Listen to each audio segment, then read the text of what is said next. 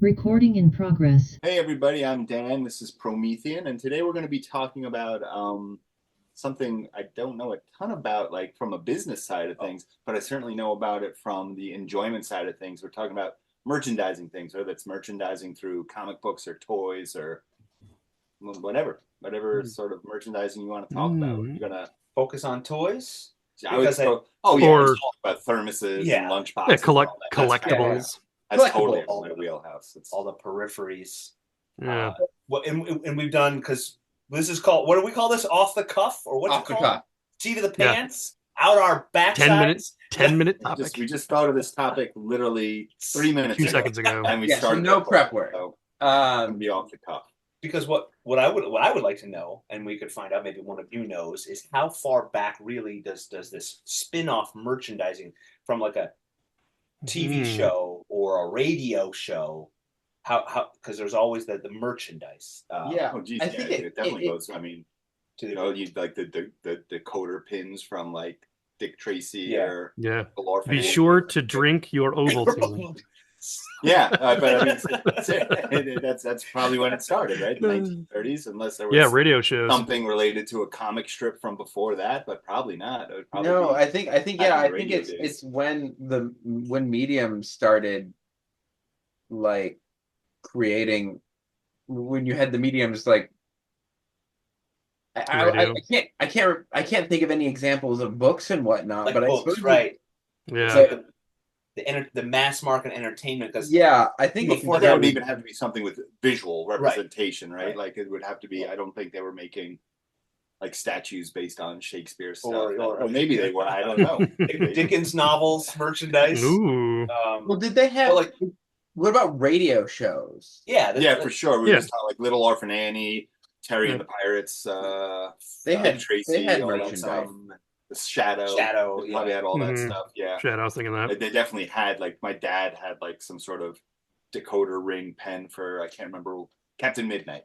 Oh wow. It was like a big, Ooh, big yeah. Ovaltine and stuff.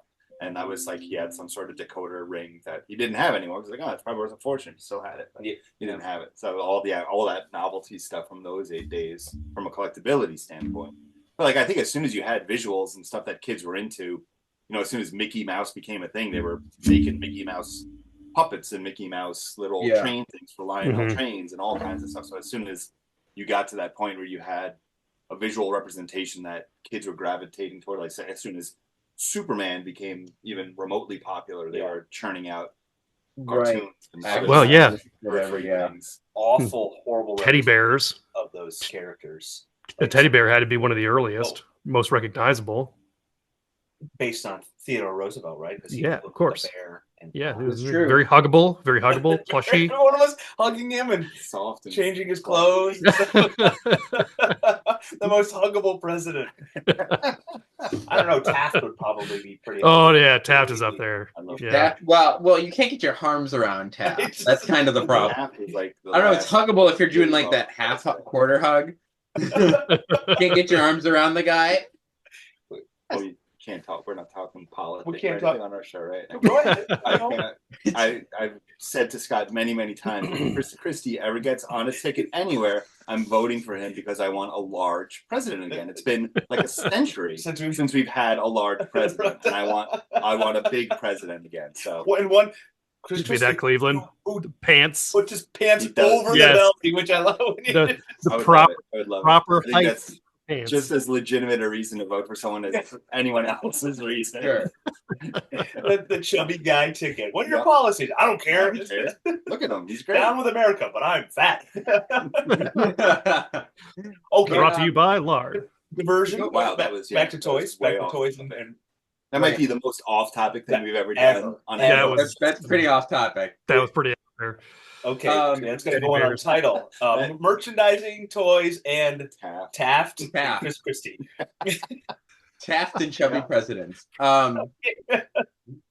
But back to toys. Jim, did you have something in your mind? on your Well, mind? I was just commenting. I was just thinking, like there was merchandising for TV shows and movies before Star Wars. Yeah. Like there was, like I think Star Trek had some stuff. Yeah, they had Migo did a bunch of stuff for superheroes and Star Trek. Right. And There was even like a $6 Million Man stuff. I think $6 Million Exactly, Man yeah. Star Wars, I think. Star Wars? Yeah, $6 Million Man, maybe. He's But mid-70s, like 75, 76. well, that's pre-Star Wars. Yeah, that's what I'm saying. Did I say post? Yeah. I meant pre. Okay. Yeah. I didn't know if you meant Sorry. Wars No, or no, Trek. No. Yeah, it's definitely Battlestar Galactica. post Star Trek, pre Star Wars.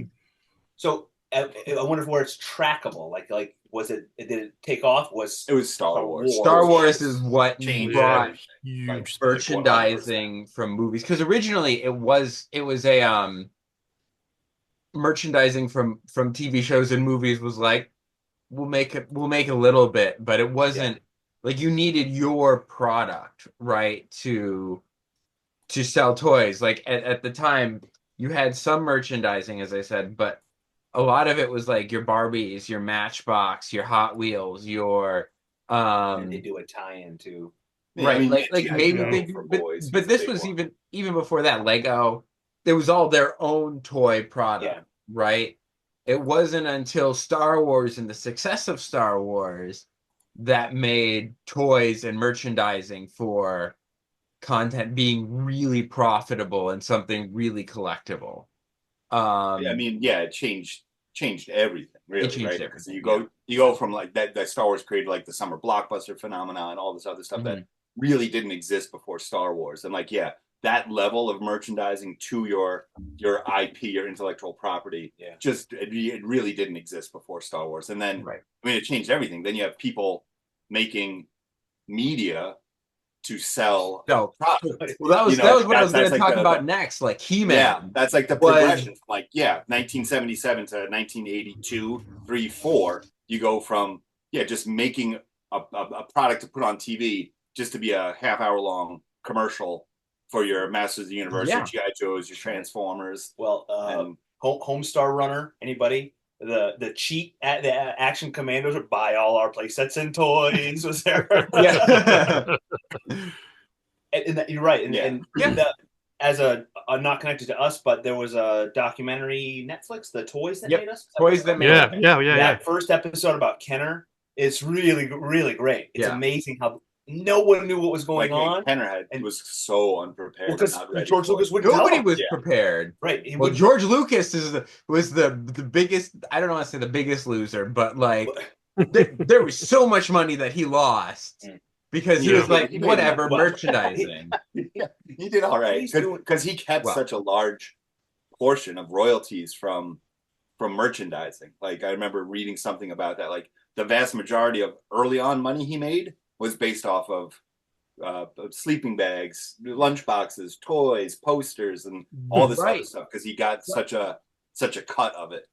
Yeah. Oh, right. But the thing was the original deal with Kenner was like less than 1%, or like 1% went to Lucas, went to of the Kenner products, at least. The other merchandising, I don't know if Kenner did that stuff, but yeah, like Kenner was making bang. Yeah. Because they didn't have to, they barely gave any of it to Star Wars, to Lucas. They must have done something wrong. And that whole mail-in voucher thing. The early bird. Yeah, because they didn't have enough action figures. They weren't prepped. They weren't ready. Right. But man, that talk about collectability and having super value now. If you have that early bird like voucher and certificate and setup and everything, that's worth a small fortune. Sure, I've told this story. Mid-'80s, the neighbors across from my grandma, they had all the original Kenner, and my brother and me, the neighbor boy, smashing them with hammers, dragging them behind our bikes. And I did that with all my G.I. Joes, too. I lit them on fire, put them in rockets. But they were never meant to be worth something. Right, it just so happened that... No one thought that. If I'd known that, I would have bought one to play with and one to keep in its original package. Yep. And I quote Indiana Jones, you bury something in the dirt for 100 years. And all my Ninja Turtles I had close to 40. Then I gave them to a kid, and when I was in my teens, of course, and he did not treat them well. That's okay, because most of the Ninja Turtles aren't like super collectible unless they're on their blister. A couple. All the and not just 4 with the soft heads. And not just action figures, but like I distinctly remember having a bunch of Magic the Gathering cards. Pokemon cards because that was my generation. Yeah. And I reaching a certain age, going, nah, done with it. Yep. Throwing That's it what all I was out. thinking. That's what I thought about Pokemon. And Was now I'm like, well, there's kicking my myself. And retirement. I think that's like our generation, Oh, yeah. like my Yeah. generation was like we collected Pokemon cards and then we grew out of it and we're like, Yeah. whatever. And so we got rid of them one way or another. And now we're like, oh. Yep.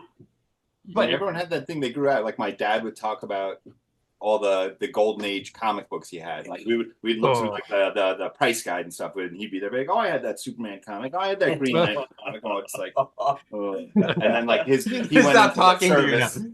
Yeah, he went into the service, and his mom and dad sold it at a church fair when he was in the service, and he didn't have his comics anymore. But it's like, yeah, we had toys, and like I was smart. I kind of kept mine because I was like a nerd, and I loved stuff like that, and I didn't want to part with it. So I had them for quite a while into my adulthood, and I sold them too soon because now they're worth like 10 times what I got for them. But it's like, people, yeah, that's what you did. It's like, oh, I'm 18 now, so you can sell them at the yard sale. Yeah. Everyone has it. For you, it's Pokemon. For me, it was like G.I. Joe's, Star Wars, and Transformers. But that's ultimately like if most of us hadn't done that, they wouldn't be the value that they have. Because like everybody thought it was going to be super collectible because everybody collected them, and so they became worthless.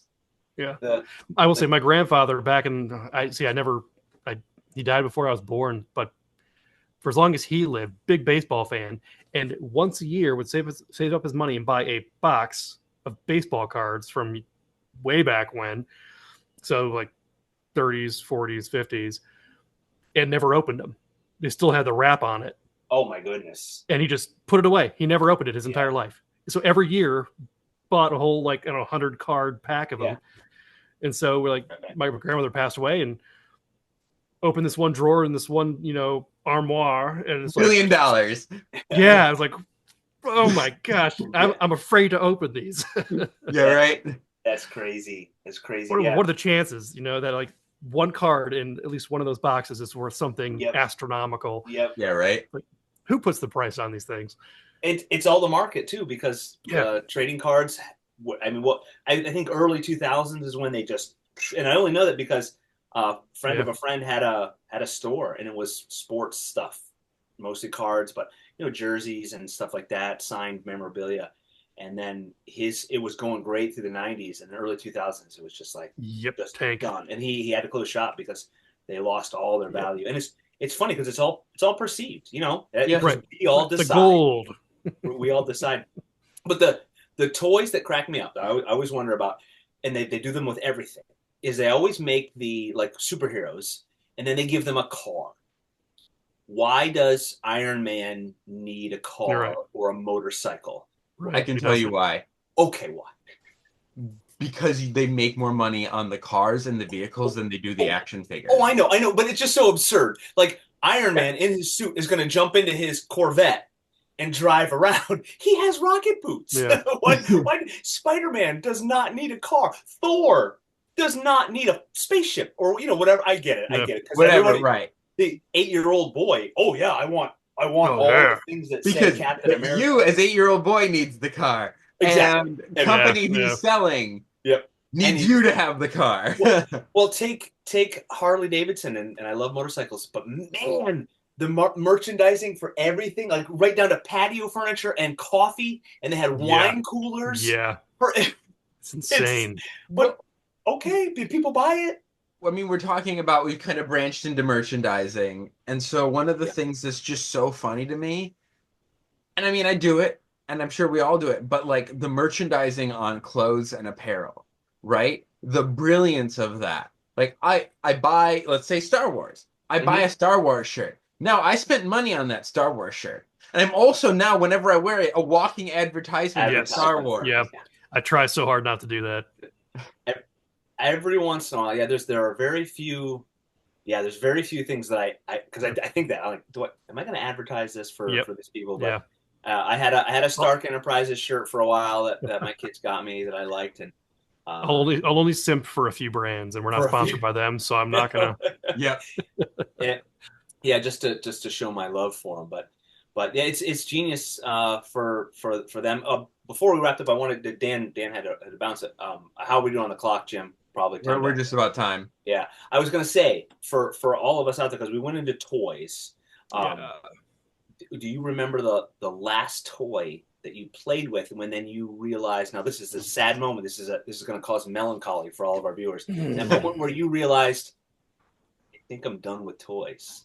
I think I'm too old. I've lost my imagination, and it's a sad moment for me. I bought, because do you guys remember in the 90s Exo Squad?